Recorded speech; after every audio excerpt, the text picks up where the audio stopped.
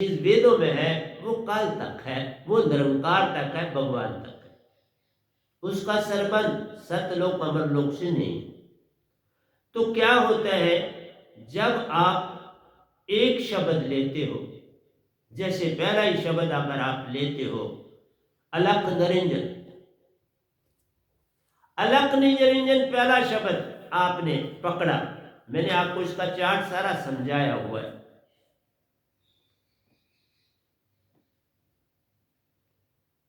तो ये तुम्हारे पास जो पहला शब्द आपने अलख निरंजन का बोला, ये चाबी है। अब हमने देखना है कि ताला कहाँ है। और ताला जो सबसे पहले इस ताले की खुद ही खोज करी, यत्न से भी है, लेकिन उसमें एक ही जगह पा सकते।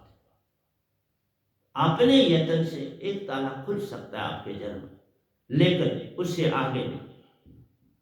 तो आपने अलख निरंजन बोला, तो इसको हम जो मुद्रा बोलते हैं, ये चाचरी मुद्रा कहलाती है। मुद्रा चाचरी है। और इसमें जो तत्व है उजागर होता है, उसे हम कहते हैं अग्नि तत्व। अग्नि तत्व आपका उजागर हो जाता है, जिसमें मैंने आपको बोला था, इसमें भूख लगती है, प्यास लगती है और नींद आती है। क्योंकि जब अग्नि तत्व हो तो इसी कारण आपको भी हम पानी भी पीते हैं, दौड़ के आए तो फिर ज़्यादा अंदर गर्मी हो जाती है, फिर फटाफट थोड़ी देर रेस्ट करके पानी पीते हैं, और रात को थकने के बाद हम सोते। तो ये हमारे पास चाचरी मुद्रा है, ज्योति निरंजन इसका शब्द है। लेकिन जो सबसे पहला स्थान जहां से तुमने ध्यान करना शुरू करना है, वो है सुषुम्ना। मैं अभी भी आपको बताऊं, दोनों श्वासाएं मेरी एक साथ चल रही। प्रतिदिन आपको बताता हूं, मैं जब सत्संग भी करता था, मैं किसी को उठाता था और देखो चेक कर। इस समय आप ये कह सकते हैं भाई तुम झूठ भी बोल सकते, मुझे क्या जरूरत पड़ी, मैं आपसे क्या लेता हूं जो झूठ बोल। मैं कोई आपसे इज्जत नहीं मांग रहा, कुछ नहीं। अब तो मेरा जो समय है, जाने का समय आ चुका है। अब मैं क्या इज्जत चाहूं? जाते समय आदमी को क्या इज्जत चाहिए? अब तो वही है, कुछ ले लो। जैसे बुजुर्ग आपके घर में बूढ़ा होता है, उसने अपने पास कुछ संभाला होता है, तो आप भी कहते हो बाबा ये बक्सा देता नहीं, या बैंक में अकाउंट रखा है साइन करता नहीं। लेकिन कई बार आप चालाकी से साइन करवा लेते हो, बाबा बड़े चालाक हो। लेकिन कोई उससे भी चालाक होता है तो वो साइन नहीं करता, तो आप कहते ये बूढ़े के पास सारा कुछ है, अभी देता नहीं। और कई विल लिख के तो बैंक में आपने में वहां लॉकर में रख देते, वो भी नहीं देते। वो आपको परमिशन नहीं देते लॉकर के लिए, तो आप वो कहते मेरे मरने के बाद विल में लिखा हो, तो मेरे मरने के बाद ये जा सकते हैं वहां, ये इनके नाम है, ये इनके सिग्नेचर है, ये दिखाएंगे तो खोल लेना। बाबा बड़ा विचित्र संसार है जिसमें आप रहते। तो मैं आपसे ये कह रहा हूं, मैं कब तक हूं? अब मैं वैसे भी मरा हुआ हूं। क्यों मरा हुआ हूं? मुझे किसी से ना मिलने की इच्छा है, ना किसी के पास बात करने की इच्छा है, कुछ नहीं। अपना लिखता हूं, जो मुझे सत्पुरुष देते जाते हैं, तो मैं वो लिखता जाता हूं और आपको बोलता जा रहा हूं, प्रतिदिन लिख रहा हूं। परसों मैंने आपको टैगोर साहब का लिखा हुआ सुनाया था। अब कल फिर मैं आऊंगा, इंग्लिश में जब आऊंगा तो फिर मैं उनकी बात भी आपसे बातें करूंगा। मैं किसी न किसी को लेता हूं और उसका सारी जीवनी का तथ्य आपके सामने रखूंगा। उनको बहुत अच्छी हस्ती हुई वो, तो उनका रखूंगा। तो यहां पर जो पैरा देते हैं गॉड ऑफ फायर, रक्षा करने वाले बैठे हैं। जैसे आपको पता है धरती में कहीं बड़ा सोना सोना दबा है, तो ड्रैगन वहां बैठ, उसका पैर, वो आपको जल्दी जल्दी वहां से खजाना नहीं लेने देता, वो बैठा है, वो फंकार अग्नि की मारता है। इसी तरह इस खजाने को अंदर से लेना है तो आपको उस मुद्रा में जाना पड़ेगा, उस गुरु को धारण करना पड़ेगा। और ये इसको तीसरा तिल भी कहते हैं, मैं बता दूं। हमारी ये आंख भी है और ये आंख भी है, इन दोनों का रिफ्लेक्शन बाहर भी आ रहा है और अंदर भी जा रहा है। और जब किसी चीज से चीज स्ट्राइक करके रिफ्लेक्ट करती है तो वो अपनी डिफ्लेक्शन डिफरेंट एंगल पर करती है। इस तरह इसकी डिफ्लेक्शन जो है ऐसे अंदर जाती है, सीधी डिफ्लेक्ट हो, और जब ऐसे जाती है तो उसी तरह उसके अपोजिट ये सामने वापस आती है, तो आपका ये स्थान बन जाता है। इन दोनों आंखों के बैक जाना होता है और बैक से उसका सरबंध जो सेंट्रल पॉइंट बनता है वो आपका ये जो है ये बिल्कुल आइज ब्रोज के बीच का पार्ट बनता है। कोई कहेगा कस कस के दाने में शहर खुदा का बसता है, कस करो एनन के दिल से वहीं से इसका रास्ता है। तो ये पप्पी सीड होता है, बिल्कुल छोटा सा दाना, उस दाने के बराबर ये स्पॉट बनता है और इसमें बहुत ज्यादा ऊर्जा डेवलप होती है, बहुत ज्यादा। और आपको ये भी पता है कि ये जो अग्नि है इसका टेस्ट भी बर्निंग कहते हैं या स्पाइसी बोलते हैं। स्पाइसी जिस तरह आपने कोई मिर्ची खाई हो, तो उसका भी टेस्ट अग्नि का होता है, जलने से पता चल जाता है। तो इसके जो गार्ड माने जाते हैं वो शिव जी माने जाते हैं, गार्ड इसके शिव जी माने जाते हैं। क्यों कि शिव जी का तीसरा तिल हर समय वो ध्यान में रहते हैं, तो निरंकार ने इनको इस पदवी के लिए रखा है। लेकिन गोरखनाथ जी शिव जी से पीछे नहीं थे इस ध्यान में, वो गॉड थे इस मुद्रा के, लेकिन शिव जी उनके पास वो पहुंच गए। गोरखनाथ यहां तक लिखा है, मैं नहीं कहता, कि शिव जी पच पच हारे गोरखनाथ से इस विधि को लेके। मैं इस बारे में नहीं कहूंगा, मैं इस चीज को जानता नहीं, लिखा हुआ है, पर मैं इतना ही कहूंगा कि गोरखनाथ इसके विशेषज्ञ हैं। शिव जी है, गोरखनाथ गोरखनाथ है, शिव जी भी इस मुद्रा के मालिक।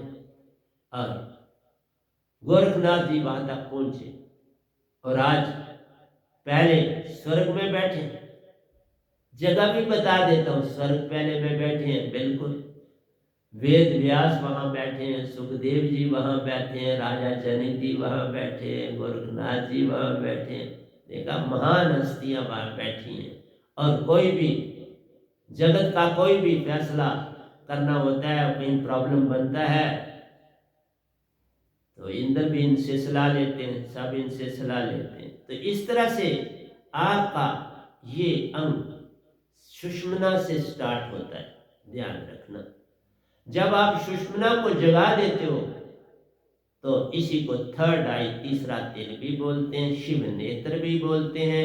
और सुषुम्ना से जाना है यहाँ पर, आप सीधे यहाँ ध्यान करेंगे तो कुछ भी नहीं होना है। क्योंकि जब किसी के घर पहुंचते हो तो कोई गली तो होती है ना, आप उस गली में पहले पहुंचोगे, उस गली से फिर वो गेट पहुंचेगा, वो नंबर मकान का वहां होगा, आप अंदर दाखिल हो। इसलिए गली से चलना है तो सुषुम्ना ही गली है, सुषुम्ना गली से चल के आपने इस स्थान पर पहुंचना है। और इस स्थान में दोनों आंखों का संबंध अपने आप जुड़ जाएगा। अंदर की आंख से आप दोनों आंखें चेतन हो रही, चेतना उनको मिल रही है।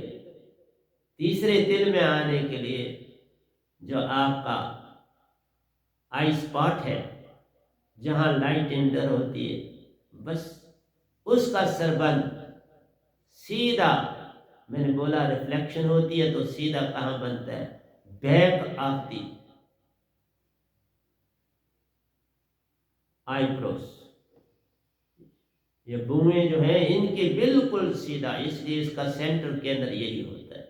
तो इसमें ध्यान करने से आपको ये सब कुछ मिलता है। और क्या होता है, तुरीयावस्था मिलती है, प्रज्ञावस्था भी बोलते हैं और तुरीयावस्था होती है। और आप इसमें चलना शुरू हो जाते हो। और चलते हो तो आप शिवलोक भी जा सकते हो, शिवलोक जाते ही जाते हो। मैं शिवलोक में गया हूं, आपके सामने बैठा हूं, वहां शिवलिंग की बहुत पूजा है, बड़े बड़े शिवलिंग लगे हुए हैं। और लेडीज या जेंट्स जो भी वहां हैं उनको white dress bottom to top जो है धोती की तरह ऊपर पहनते। यहाँ पर भी, इंडिया में भी ऐसे ऐसे वस्त्र लोग पहनते हैं।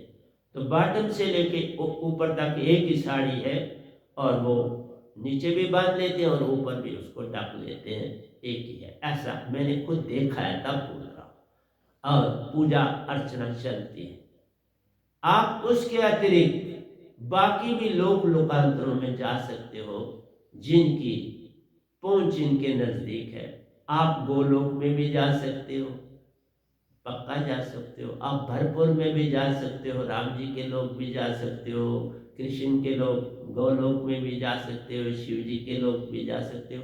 और एट ए टाइम अगर 3 लोकों में आप जाते हो तो इसका जो आपको सफर लगता है 3 आवर्स लगते हैं। अगर सिर्फ आप शिवलोक में गए और वहां से वापस आ गए तो आपको 1.5 घंटा लगेगा। आप अगर 3 बजे ध्यान में बैठे तो 4:30 वापस आ जाओगे। अगर उसके आगे गए तो आपको 3 घंटे लगेंगे, क्योंकि हर लोक की एक दूसरे से बड़ी दूरी है। ये सूरज चांद सितारे नजदीक है, लेकिन ये लोग उनसे भी दूर, लाखों टाइम ज्यादा दूरी पर है। और आपको जो चाल मिलती है उसे हम पपील चाल कहते हैं। जो चाल मिलती है वो पपील चाल है। तुम कहते तो चूंटी हो, लेकिन सूर्य की रोशनी से भी 100 गुना से भी ज्यादा रफ्तार होती है उस मीन चाल में आपकी आत्मा की। लेकिन एक बात बता दूं कि बात हमने करी कि आपकी जो चार्ज होती है बैटरी वो मन की होती है, तो बाबा फिर आत्मा कैसे चलती है, यही बताना अति आवश्यक है। आप चीज जो चार्ज हो जाती है, जैसे आपको मैंने बताया था, मन जब चार्ज हो जाता है और वो चार्ज होके रेस्ट करना चाहता है, और मूल सुरती उसका स्थान, जितना आपका मन चार्ज हो जाएगा 75%, इस अवस्था में 75% मन चार्ज हो जाता है। और मन मूल सुरती में, आपकी अपनी सुरती है, उसमें समा जाता है। 7वीं सुरती जो बड़ी बहुत शार्प है, सब यादाश्त रखती जो आत्मा है वो मूल सुरती। अगर मैं निजदाम जाता हूँ, वहां से आता हूँ, तो मूल सुरती सारा कुछ याद रखती है ना, वो मुझे तभी पता है। सत्पुरुष वहां शरीर तो जाता नहीं, चित्त तो जाता नहीं जो कि याद रखेगा, वहां जाती तो आत्मा है। इसलिए बता रहा हूं कि आपका जो मन है वो इस मुद्रा से, क्योंकि निरंकार मन को चेतन करता है, उनके पास ताकत मन को चेतन करने की है, आत्मा का उनके साथ कोई संबंध नहीं। जब मन चेतन हो जाता है 75% मन, तो आपकी आत्मा के ऊपर जो कंबल था वो आप 25% रह गया ना मन का। 75% जो मन था चेतन होके, उसने मूल सुरती ने अपने में पकड़ लिया उसको। इसलिए जितना तुम मन को चेतन करोगे इतना तुम आत्मिक बनोगे। ये लोगों को नहीं, जितनों ने भी पहले कोई चेष्टा करी होगी, ये बात वो भूल गए कि कारण क्या है कि आत्मा सफर करे जबकि चेतन मन हो रहा है ना चंबा। लेकिन विधि बड़ी सुंदर है। जैसे आप देखो, आत्मा कहां स्थान बनाए हुए, आत्मा सीधा जब आई थी तो बड़ी चेतन, उसने कहा मैं फटाफट मन को आराम दिया, होता कौन है मन। मन के अंदर गई तो मन पूरा चेतन, आत्मा 0। आत्मा के पास चेतना 0 और मन के पास 100, तो गुलाम बन गई ना आपके मन। और तभी तो मन राज कर रहा है भाई आत्मा के ऊपर। और तभी तुम्हें 2 शरीरों में मन ही है, स्थूल और सूक्ष्म में सिर्फ मन। और तुम मन से सारा कुछ कर रहे हो, तो बोलो आत्मा से बात करो। तुम आत्मा हो ही नहीं सकते, कैसे होगे? वो तो बेचारी चुप बैठी है। ये भी मैं पहली बार बोल रहा हूं पूरे ब्रह्मांड में। ये सब सतपुरुष का खेल है प्यारो। मैं तो ऐसे बिल्कुल नखट्टू हूं, बिल्कुल नकम्मा हूं। सब काम आप करते हैं, ना मुझे दे रहे खाम खाम। यह आप लाए गले लग, खाम का बले लग। रात को उन्होंने राज दिया, मैं आज आपको देने आ गया। मैंने क्या किया? उनकी चीज उनको दी। आपके अंदर भी तो वही बैठे, और कौन बैठे? निरंकार भी बैठे हैं, सतपुरुष आत्मा के रूप बैठे, निरंकार मन के रूप में बैठे। तो मन में ही आत्मा वहां बैठी हुई है, और उसको तुम जब तक उसका गिलाफ अलग नहीं करोगे मन का, आत्मा कैसे चेतन? बस संतों का यही अंतर है, और कुछ अंतर नहीं। हमारा मन चेतन होके कहां बैठ गया हुआ है? मूल सुरती ने पकड़ लिया। बात है उल्टा है। पहले सुरती देख लो, मन के काबू में थी, वहां फंसी हुई। अब मन चेतन हुआ, उसे नहीं पता लगा, समझ नहीं उसको, उसे चेतन होना है।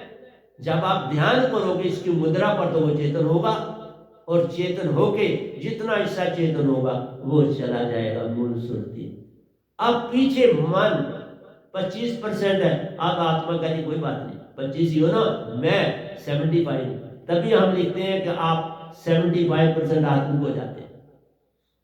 रीजन ये, इसलिए पूरी तरह से समझा रहा हूं। ये नहीं कि तुम एक्टिवेट होंगे, तुम तो आ गई एक्टिवेट हो, आत्मा आ गई एक्टिवेट है। सिर्फ कंबल बड़ा सख्त है अंदर।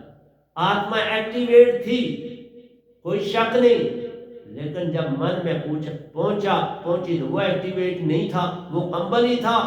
उसने कंबल लपेट दिया उसको, चेतना के ऊपर कंबल आ गया बहुत बड़ा। जैसे मैंने कल बताया था, अंगारों के ऊपर आप राख डाल देते हो, वो बैठ जाते, और सुबह तक आग रहती। थोड़े थोड़े जलते रहते हैं बेचारे, लेकिन सुबह तक काम चल जाता है। लोग उसी से पहले मैच टीम भी नहीं होती, उसी आग को। मेरी माँ ऐसा करती रही बाबा, देखा मैं, फिर मैंने भी वो सीखा। इसलिए मन से मन चेतन होता है, सुरती से सुरती चेतन होती है। इसीलिए सतगुरु की अवस्था है। सतगुरु मिलने से काम हो जाता है। ये जो शब्द है, ये सीधा आत्मा को चेतन करता है। फिर मन को कोई लेना देना नहीं। तुम्हें मन, तू बैठा रहो। इसलिए प्यारे सत्संग जी, मुझे समझने की कोशिश करो। ब्रह्मांड में मैं कुछ भी नहीं हूं, सब सत्पुरुष देते हैं मुझे, और मैं वो लिखता।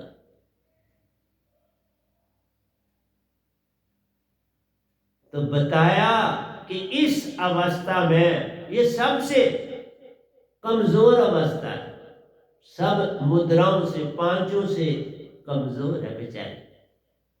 इसलिए पहले हमने इसी को लिया। गोरखनाथ जी तो बोले कि मैं बहुत कुछ पा गया, कबीर जी को साथ बड़ी उन्होंने गोष्ठियां करी, लेकिन शब्द नहीं दिए, भटक गए अभी स्वर्ग में। और कबीर साहब सतलोक में बड़ी ड्यूटियां दे रहे। लेकिन निरंकार, एक बात बोलूं, उनका रूप धार करके संसार को भरमा सकता है, ये उसके पास ताकत है। एक ही बार उसके पास और है कि वो जो पहले संत आए संसार में, कबीर साहब, उनका रूप धारण करके वो किसी को भी अपना शब्द दे सकता है। वो सतपुरुष का शब्द नहीं, ये ध्यान रखना। सतपुरुष का शब्द, उसकी पहचान आपको खुद हो जाएगी।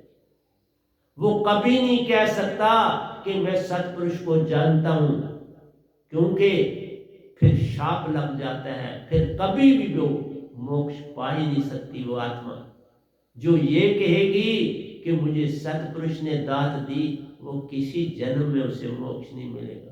इसलिए बाबा, हम झूठ बोल ही नहीं सकते। क्योंकि मुझे तुमसे कुछ लेना ही नहीं, पैसा तुम्हारा मैं नहीं लेता, तुम्हारे से कोई काम नहीं लेता, कुछ नहीं करता, इसीलिए नहीं करता कि फिर मैं तुम सवार हो जाओगे, मन है ना तुम्हारे पास तो मेरे पर भी सवार हो जाओ। और शुरू से ही मैं कुछ नहीं, किसी से कुछ नहीं लेता, जो अपना मेहनत से कमाया उसका, उससे भी बहुत लोगों को दिया, बहुत, अब नाम लेने की आवश्यकता नहीं, तो दिया। और किसी से कोई झगड़ा नहीं किया, कुछ नहीं बोल, चुप्पी। आज बहुत से लोगों ने इस संसार में रह के मेरा अभी देना है, पर वो मेरा कर्जा मेरे पास था पिछले जन्मों का, वो बराबर हो गया, और मैं वही चीज समझता हूँ, क्या देना, क्योंकि मैंने देना था तो मुका दिया। इसलिए प्यारी सत्संग जी, ये पहली अवस्था तुमको समझाई कि मन चेतन होता है मन की मुद्रा से, आत्मा नहीं होती, और वो सुषुम्ना में बैठ जाता है और आत्मा जो है वो काम करती है। जो आपको चाल मिलती है वो आत्मा को मिलती है, वो मन बैठ गया। अब ये लोक लोकांतरों की यात्रा आपको इसलिए बताया हूं कि मन कुछ कर नहीं सकता, ये भाव, इसलिए सफर इसने थोड़ा करना था, सफर तो आत्मा ही कर सकती है जो निजदाम से चल के इस धरती पर आए। मन भाव फैलाव है, जैसे सुन तक फैल, यूनिडायरेक्शनल फैल, लगातार एक्सपेंशन हो रही है अभी तक यूनिवर्स की, और जब तक आपकी ये क़यामत आती है फैलता रहे, फिर सुकड़ना शुरू हो जाए, बस सुकड़ना स्टार्ट हुआ तो क़यामत शुरू हो जाती है। पहले इंसान के ऊपर हमला होता है, फिर धरती के ऊपर होगा, क़यामत शुरू हो चुकी है। ये नहीं है कि ये आपको यकदम आएगी, ये इन फेज में नजर आती है।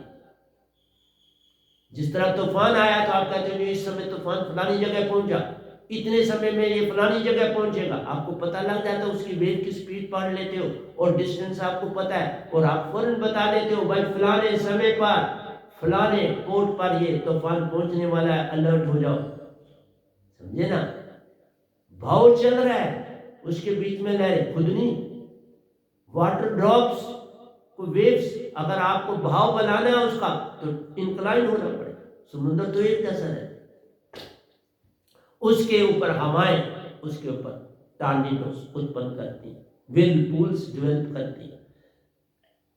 ये खेल पवन का होता है। तो मैंने आपको एक एक करके बता, सिर्फ बोला कि आप पहले जो आपके पास चाचरी मुद्रा है, गोरखनाथ इसके योगेश्वर बने, बहुत शक्तिशाली, आज भी उनकी संसार में पूजा होती, पर उसका कोई लाभ तो है। मुद्रा वो साथ लेंगे, तुम्हें खोलना आता नहीं, सुषुम्ना ही खोलना नहीं आती। पूर्ण संत के पास ये विधि होती है, गुरुओं के पास ये सुषुम्ना खोलने का राज किसी के पास पता नहीं, गोरखनाथ के पास पता था, लेके साथ ना, ये पुराने वक्तों में ये गुरु वालों को देते नहीं, संत पूरा दे देते हैं, ये भी बोलता हूं, गुरु वालों बड़े कंजूस है देने, अभी भी शब्द दे देते हैं, बस सिमरन कर मुख से, स्थान का पता ही नहीं, बोल स्थान का पता ही नहीं, कैसे जाना पता ही नहीं, गली का, मोहल्ले का, शहर का पता ही नहीं, ध्यान पर सभी को ठगा हुआ है। इसलिए प्यारी सत्संग जी, ये गधा भाई इतना तो हर मुद्रा का स्थान भी जानता है, प्लेस भी जानता है, मन की अवस्था भी जानता है, और सुरती कैसे काम करती है वो भी जानता है, और क्या दूं मैं आपको। इसलिए प्यारे सत्संग जी, आज मैं पहली ही मुद्रा को आपको पूरी तरह से समझाया हूँ, हर चीज इसकी दी आपके एक पूरी समझ आ जाएगी। तो अब मैं दोबारा कभी आपके सामने इंग्लिश में बोलूंगा, लेकिन हिंदी में मेरा आज आखिरी था। तो प्यारी सत्संग जी, प्यार से कहिए सतगुरु सतनाम सत साहिब जी, सतगुरु सतनाम सत साहिब जी, सतगुरु सतनाम सत साहिब जी। बोल सतगुरुदेव महाराज की जय, सतगुरुदेव महाराज की जय, सतगुरुदेव महाराज की जय। आज के सत्संग के आनंद की जय, आज के सत्संग के आनंद की जय, आज के सत्संग के आनंद की जय।